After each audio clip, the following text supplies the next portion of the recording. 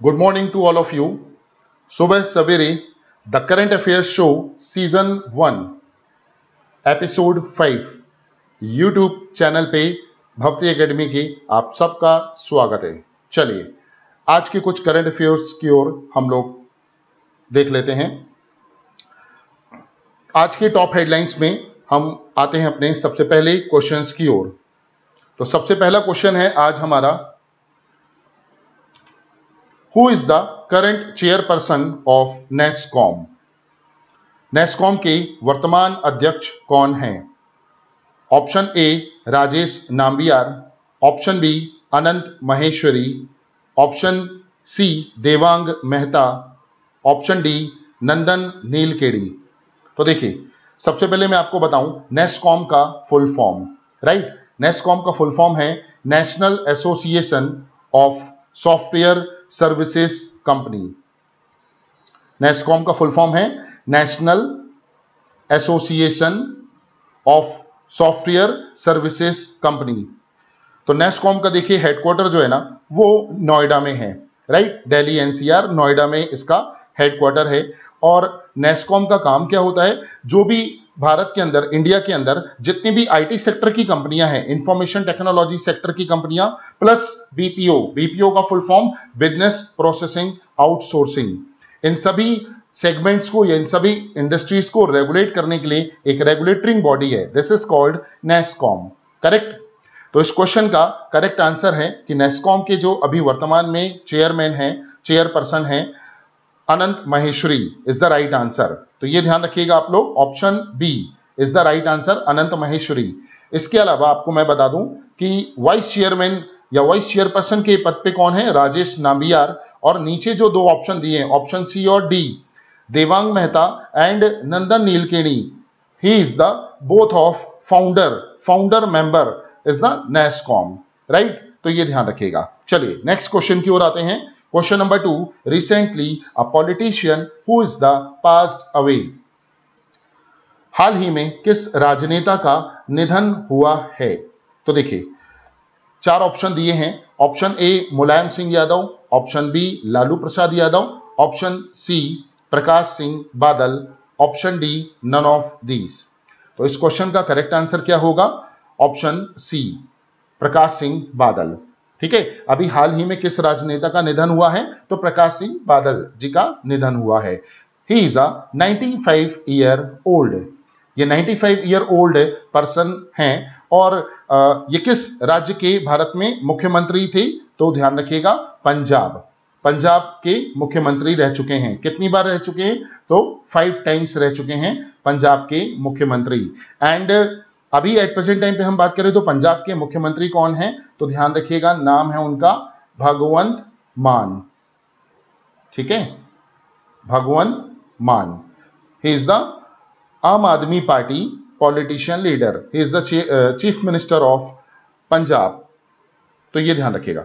चलिए अब आते हैं हम अपने नेक्स्ट क्वेश्चन की ओर। Question number 3, which year establishment of wildlife protection act. वन्य जीव संरक्षण अधिनियम की स्थापना किस वर्ष हुई? तो ऑप्शन ए है 1950, ऑप्शन बी है 1960, ऑप्शन सी है 1970 और ऑप्शन डी है 1972। तो इस क्वेश्चन का करेक्ट आंसर क्या है? देखिए, वाइल्ड लाइफ प्रोटेक्शन एक्ट जो है इसका करेक्ट आंसर है ऑप्शन डी 1972, ठीक है। जो वाइल्ड लाइफ प्रोटेक्शन एक्ट है ये बेसिकली वन्य जीव अभयारण्य के लिए बनाया गया है कि हमारे देश के अंदर जो वन्य जीव अभयारण्य अलग अलग राज्यों में एस्टैब्लिश हैं, उन पे कोई उसके रूल्स रेगुलेशन को ना तोड़े, या पब्लिक जो है उनके वहां पे जब वाइल्ड लाइफ सेंचुरी में जाते हैं घूमने, फॉरेस्ट से रिलेटेड ये एक प्लेस है जहां पे लोग उसका उल्लंघन करते हैं। तो इस एक्ट का उल्लंघन करने पे इसके जो भी रूल्स रेगुलेशन है वो काफी टफ बनाए गए हैं। तो इसके लिए ये वन्य जीव संरक्षण अधिनियम स्थापित किया गया है, ठीक है। चलिए आते हैं हम अपने नेक्स्ट क्वेश्चन की ओर। Question number 4, world bank project India GDP growth rate in financial year 2024। विश्व बैंक परियोजना भारत में वित्तीय वर्ष में सकल घरेलू उत्पाद कि विकास दर 2024 में क्या है। तो देखिए 2024 में अकॉर्डिंग टू वर्ल्ड बैंक जो भारत की वित्तीय वर्ष में जीडीपी ग्रोथ रेट है वो कितनी होगी। Option A 6.0, option B 6.1%, option C 6.2% and option D 6.3%। तो करेक्ट आंसर है option D is the right answer. अब देखिए विश्व बैंक के बारे में आपको थोड़ा बहुत इंफॉर्मेशन बता दूं कि जो वर्ल्ड बैंक है ना, इसका हेडक्वार्टर कहां है। देखिए वर्ल्ड बैंक का हेडक्वार्टर है आपका Washington DC. Washington DC world bank का हेडक्वार्टर है। इसके अलावा वर्ल्ड बैंक जो है, वर्ल्ड बैंक ये कब स्टैब्लिश हुआ था। तो देखिए 1944 में ये बना है और 1945 में ये काम करना स्टार्ट किया है, ठीक है ना। तो वर्ल्ड बैंक जो है, विश्व बैंक जो ब्रिटन वुड्स सम्मेलन से, ब्रिटन वुड्स जो मीटिंग हुई थी, कॉन्फ्रेंस हुई थी, ब्रिटन वुड्स मीटिंग, इस मीटिंग में दो इंटरनेशनल ऑर्गेनाइजेशन का नाम आगे आता है। First one is world bank and the second one is IMF, international monetary fund. दोनों का हेडक्वार्टर जो है वो वॉशिंगटन डीसी में है। तो ये चीज ध्यान रखिएगा, वर्ल्ड बैंक जो है कोई इंडिविजुअल बैंक नहीं है, बल्कि 5 अलग अलग ऑर्गेनाइजेशन को मिला के बना है। तो इसे हम लोग बोलते हैं वर्ल्ड बैंक। वर्ल्ड बैंक में अगर हम बात करें तो एक ऑर्गेनाइजेशन है आईबीआरडी, सेकंड नंबर पे आता है आपका आईएफसी, थर्ड नंबर पे आता है आईडीए और फोर्थ नंबर पे आता है ICSID and the last one is MIGA, MIGA। ठीक है, तो इन पांचों ऑर्गेनाइजेशन को मिला के बना है वर्ल्ड बैंक। चलिए आते हैं हम अपने नेक्स्ट क्वेश्चन की ओर। Question number 5, what is the theme of G20 meetings in 2023। 2023 में G20 बैठकों का विषय क्या है। Option A recover together, recover stronger, option B वसुधैव कुटुंबकम, option C financial pillar and none of these is the last option.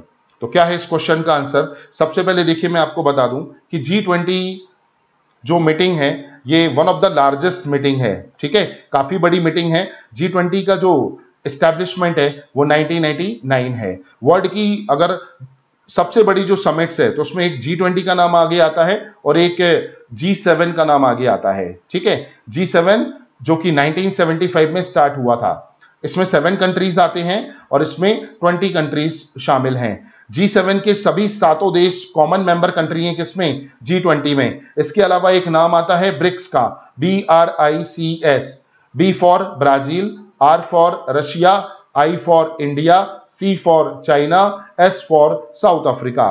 तो ये जो ब्रिक है, ठीक है, ये जो ब्रिक है ये कब बना है, ब्रिक कब बना है 2009 में, और S कब जुड़ा है 2010 में, ठीक है। तो पांचों देशों को मिला के क्या बना, ब्रिक्स। ये ब्रिक्स के पांचों देश जो हैं वो कॉमन मेंबर हैं किसके, G20 के। ये चीज ध्यान रखिएगा। तो G7 और ब्रिक्स के 7 और 5 12, ये 12 देश हैं G20 के अंदर शामिल हैं। उसके अलावा एक आपका यूरोपियन यूनियन, यूरोपियन यूनियन का हेडक्वार्टर है बेल्जियम, ठीक है, ब्रुसेल्स बेल्जियम में इसका हेडक्वार्टर है। और बाकी बचे 7 देश जो परमानेंट मेंबर कंट्री है G20 के। तो ये चीज ध्यान रखिएगा, ठीक है। तो G20 जो है 2023 में भारत में G20 सम्मेलन आयोजित किया जाना है और ये न्यू दिल्ली में आयोजित होगा अक्टूबर नवंबर के मंथ में, ठीक है। ये चीज ध्यान रखिएगा, अक्टूबर नवंबर 2023 में भारत में G20 सम्मेलन न्यू दिल्ली में आयोजित होगा, जिसमें भारत के प्रधानमंत्री लीड रोल अदा करेंगे। और उसके अलावा जो सभी देशों के डेलीगेट्स, चीफ गेस्ट हैं और कुछ चीफ गेस्ट कंट्रीज को भी शामिल किया गया जो G20 के मेंबर नहीं है। तो ये चीज ध्यान रखिएगा। G20 का सम्मेलन 2022 में कहां पे आयोजित किया गया था, 2022 में तो इंडोनेशिया के बाली में। ये चीज भी ध्यान रखिएगा आप, इंडोनेशिया के बाली में ये सम्मेलन आयोजित हुआ था, ठीक है। और 2023 में इंडिया में हो रहा है।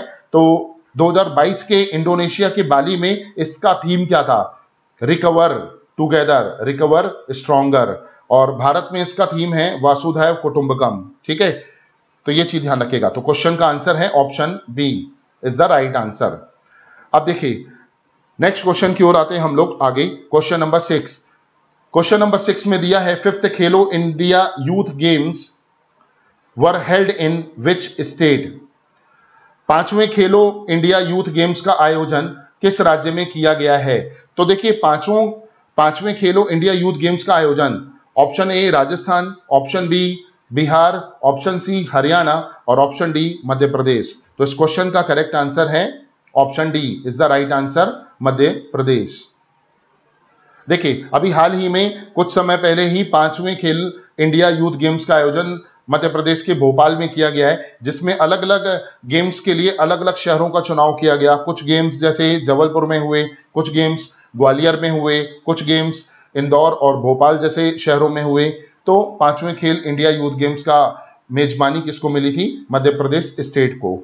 तो ये ध्यान रखने वाली बात है। इसी के अलावा अगर हम बात करें कि स्पोर्ट्स से रिलेटेड ये न्यूज है, तो हम एक चीज और ध्यान में रखें कि जो नेशनल गेम्स है, नेशनल स्पोर्ट्स या नेशनल यूथ गेम्स जो हैं, जिनका 2023 में मेजबानी किस राज्य ने की थी? तो आपको ध्यान में रखना है गुजरात ने की थी। ठीक है, जो नेशनल यूथ गेम्स अभी आयोजित हुए थे, नेशनल यूथ गेम्स ये कहां पे आयोजित किए गए थे? तो गुजरात राज्य में नरेंद्र मोदी जी ने इसका इनॉग्रेशन किया था। ठीक है, ये चीज ध्यान रखिएगा। ये नेशनल यूथ गेम्स जो है भारत के अलग अलग राज्यों में हर साल आयोजित किए जाते हैं। इसे रिकमेंड कौन करता है कि ये कहां पे आयोजित होंगे? तो ध्यान रखिएगा IOC, ठीक है, इंटरनेशनल ओलंपिक कमेटी। और इसके अलावा ध्यान रखिएगा कि जो अगले नेशनल यूथ गेम्स होंगे 2024 में, ये कहां पे आयोजित किए जाएंगे? तो ये आयोजित किए जाएंगे गोवा वेन्यू प्लेस है, होस्ट करेगा गोवा। तो चलिए आते हैं हम अपने नेक्स्ट न्यूज की ओर। क्वेश्चन नंबर 7 है, which state is known as the city of Silicon Valley in India? तो ये भी बहुत अच्छा क्वेश्चन है। भारत में किस राज्य को सिलिकॉन वैली का शहर कहा जाता है? देखिए ऑप्शन है Hyderabad, option A Hyderabad Telangana, option B Bengaluru Karnataka, option C Noida UP, option D Pune Maharashtra. तो इस क्वेश्चन का करेक्ट आंसर आप लोगों के हिसाब से क्या होगा? तो ध्यान रखिएगा ऑप्शन बी। ठीक है, हमारे देश की जो IT कैपिटल है ना, वो बेंगलोर है, कर्नाटका। ठीक है, ये ध्यान रखने वाली बात है। और वैसे तो चारों के चारों जो सिटी हैं, पुणे, नोएडा, बेंगलुरु, हैदराबाद, ये IT हब कहलाते हैं। लेकिन बेंगलोर जो है, जहां पे 16 IT पार्क हैं, ये ध्यान रखिएगा, 16 मेजर IT पार्क यहां पे डेवलप किए गए हैं, जहां पे मल्टीनेशनल कंपनियां हैं इंडिया और आउट ऑफ इंडिया की। ठीक है, तो देखिए बेंगलोर को सिलिकॉन वैली कहा जाता है। अगर हम वर्ल्ड में बात करें, विश्व में किस देश को या किस देश के राज्य को सिलिकॉन वैली का दर्जा दिया गया है? तो ध्यान रखिएगा USA, United states of America. ठीक है, USA में वो कौन सा स्टेट है जिसे सिलिकॉन वैली का दर्जा दिया गया है? तो California is the right answer. चलिए नेक्स्ट क्वेश्चन की ओर आते हैं हम लोग आगे। What is the maximum limit of DICGC? तो देखिए बहुत अच्छा क्वेश्चन है, एग्जाम में आपके पूछा जा सकता है। DICGC की अधिकतम सीमा क्या है? तो देखिए सबसे पहले आपको फुल फॉर्म बता दूं, DICGC का फुल फॉर्म है deposit insurance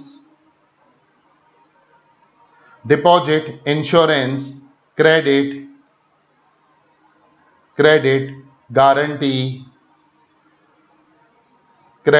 guarantee corporation.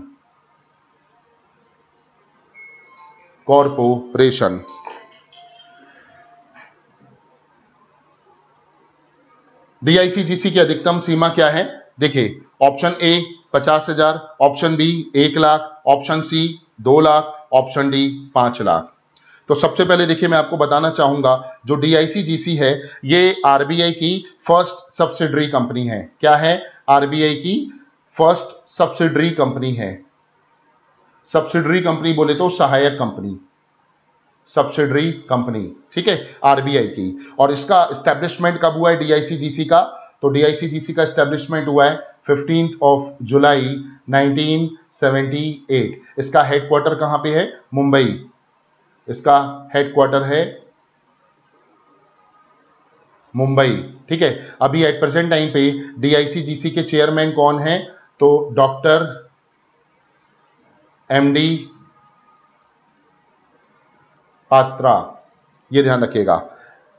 He is the incharge of monetary policy. अब देखिए इस क्वेश्चन का करेक्ट आंसर क्या होगा। DICGC की जो एट प्रेजेंट टाइम पे मैक्सिमम लिमिट है ऑप्शन डी 5 लाख, ठीक है 5 लाख, ये ध्यान रखिएगा।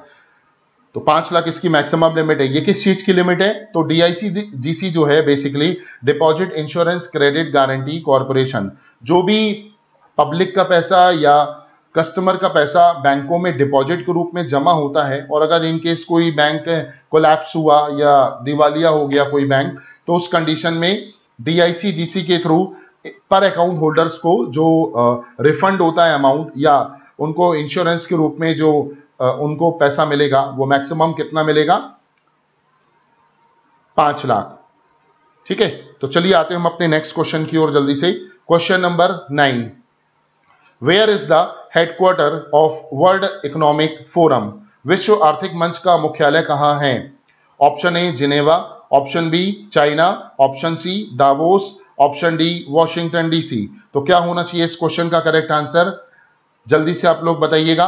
तो देखिए इस क्वेश्चन का करेक्ट आंसर जो है वो है option C is the right answer, ठीक है, Davos is the right answer. देखिए मैं आपको बताऊं, वर्ल्ड इकोनॉमिक फोरम, विश्व आर्थिक मंच जो है ना, इसका हेडक्वार्टर है दावोस में, और दावोस में हर साल जनवरी के सेकेंड वीक में एक मीटिंग होती है वर्ल्ड इकोनॉमिक फोरम की, जिसमें सभी देशों के जो प्रेसिडेंट या प्राइम मिनिस्टर हैं और बाहर के जो चीफ गेस्ट या डेलीगेट्स हैं उनको इनवाइट किया जाता है। और यहाँ का टेम्परेचर जो है वो कहा जाता है बहुत ही माइनस में होता है। यहाँ का टेम्परेचर वर्ल्ड का सबसे ठंडा ये प्लेस है, ठीक है, दावोस, जहां पे माइनस में टेम्परेचर होता है, -10 -20 ऐसा टेम्परेचर होता है। वर्ल्ड इकोनॉमिक फोरम जो ये जो मंच है ये स्पेशली जाना जाता है किसके लिए? क्लाइमेट चेंज के लिए, ठीक है, ये भी ध्यान रखिएगा।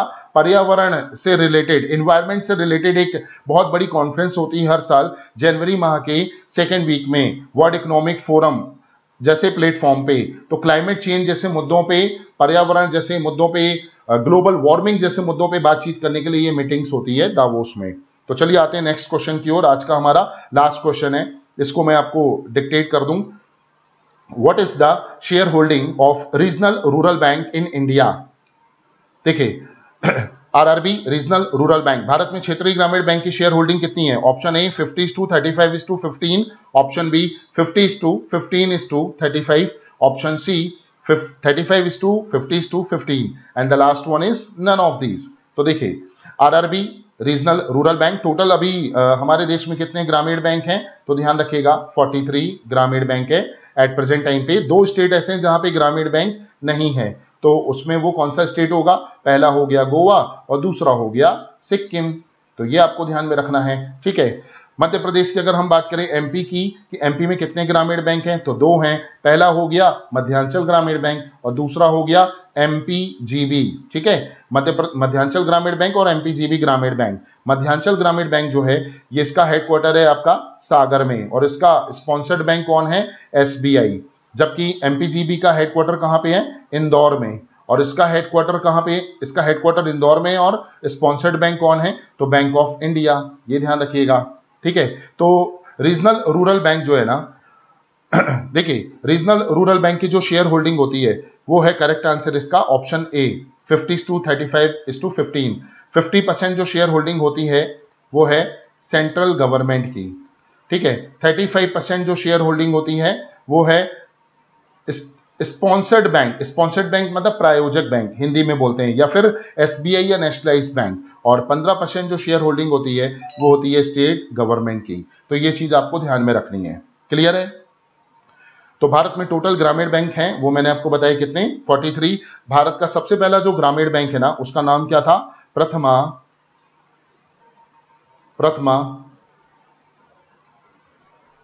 ग्रामीण बैंक, ये ध्यान में रखिएगा। प्रथमा ग्रामीण बैंक इज द फर्स्ट ग्रामीण बैंक इन इंडिया, ठीक है। इसका हेडक्वार्टर कहां था? मुरादाबाद। हेडक्वार्टर यूपी में मुरादाबाद, इसका मुरादाबाद, ठीक है, यूपी। और ये कब स्टैब्लिश हुआ था? तो ये भी ध्यान रखिएगा आप, ये स्टैब्लिश हुआ था 2 अक्टूबर 1975, ठीक है।